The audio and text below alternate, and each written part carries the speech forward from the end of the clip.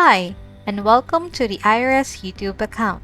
This video is for legal professionals looking to access, list, and manage all legal services related products through the IRS main website. Our front-end portal offers a range of products, including skip tracing, process serving, title searches, and court filing, among others. You can use the chapters and timestamps in the description box to quickly find the information you need. If you're interested in using our services, this video will guide you through creating your account on our website, submitting service requests, and managing all your assigned services with ease. We'll first discuss how to create an account on the IRS website. If you're a first-time customer and don't have an account with us yet, please reach out to our admin team. You can email us at irs@irscollections.ca or call us at 1-877-282-0197 to request an account setup. Once our team responds, be sure to follow the instructions provided to access your new account. Now let's move on to the second topic, how to access your account. First, go to the IRS website. At the top of the page, click on Login Legal Services. This will take you to the client login screen. Enter the email address you used to register and use IRS all lowercase as the password. On your first login, you'll be prompted to create your own password. An email will be sent to you with the link to set your new password. Be sure to check your junk or spam folder if you don't see it in your inbox. Just enter in your secured password, and once done, you will be directed to the dashboard screen. For our next topic, I will guide you on how to reset your password.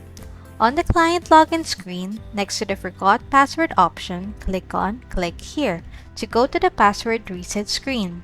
Enter in your email address. Then you will see a notification that an email has been sent to you. Check your email, including your junk or spam folder, for this message. Open the email and click the link. It contains the access to the reset password screen. Enter your new secure password. After submitting, you will return to the client login screen and use your new login credentials to sign in. Now that you have accessed your account, I will guide you on how to navigate your dashboard.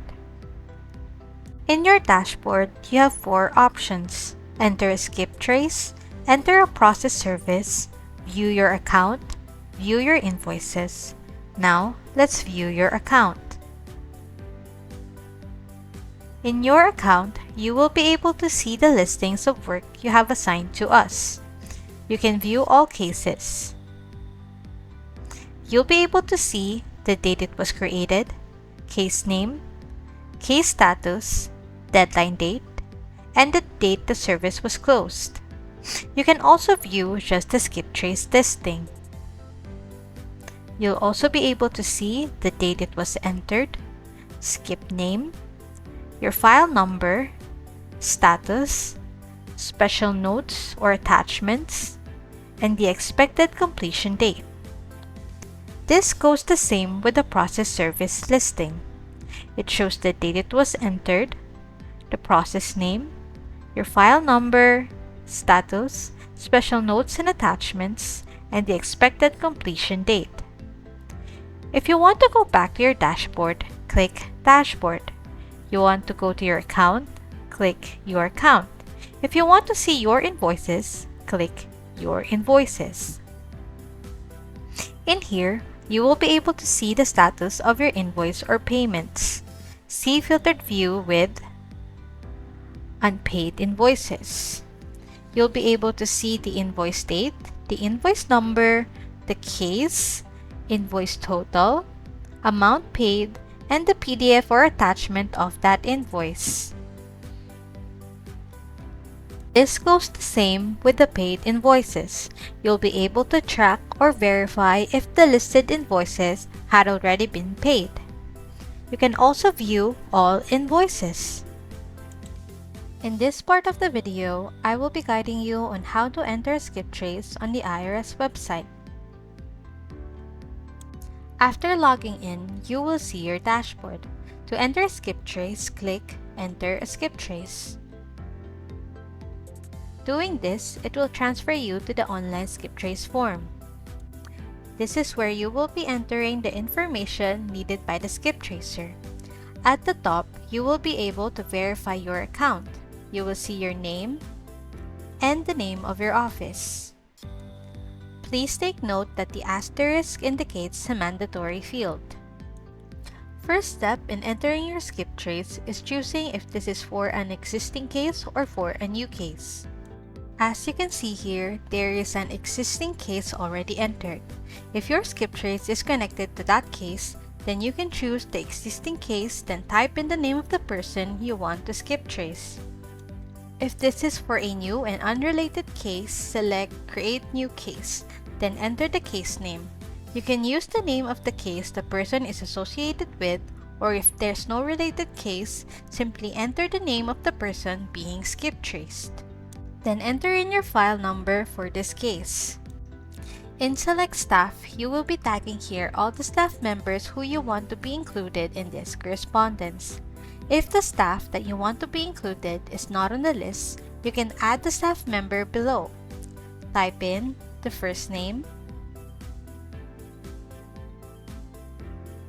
then the last name, enter the email address, and at the end, click the red plus.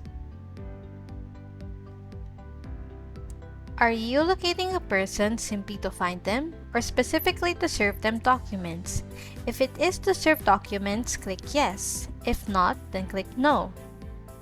Please be aware that industry regulations govern how traces are performed on your behalf.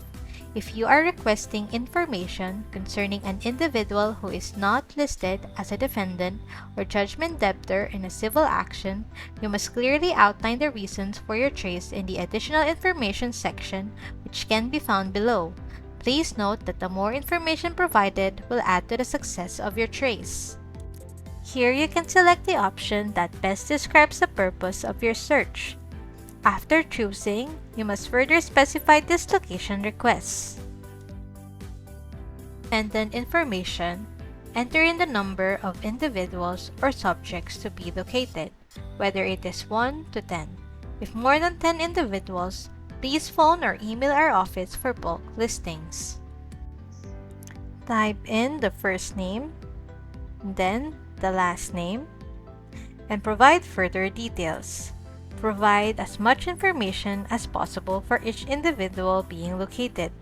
You can choose here the skip tracing deadline, and if your deadline is less than 7 days or for rush service, please note here.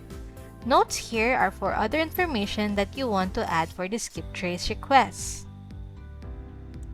You can enter in the full name, last known address, date of birth, SIN, employment, relatives contact, or any pertinent information which may be of assistance during our trace. To finish it up, upload all documents relating to your skip trace. Notice of civil claim or initial pleading documents, loan agreements, contracts, orders or judgments, etc. The more information provided will improve the success of your skip trace. Review all information you've entered, and once you are certain everything is correct, click Submit Skip Trace. After submitting your request, you will receive an acknowledgement email, and you will be able to see your request in your skip trace listing. In the Actions section, check that all the information you've entered is accurate and that all documents are uploaded. And here, you can also send us a message if you have additional information or instructions for the skip trace. Thank you for watching our tutorial. We hope you found it helpful and that you feel more confident in using these features. If you have any questions or need further assistance, please feel free to reach out to our admin team. Thank you for choosing IRS. Have a great day!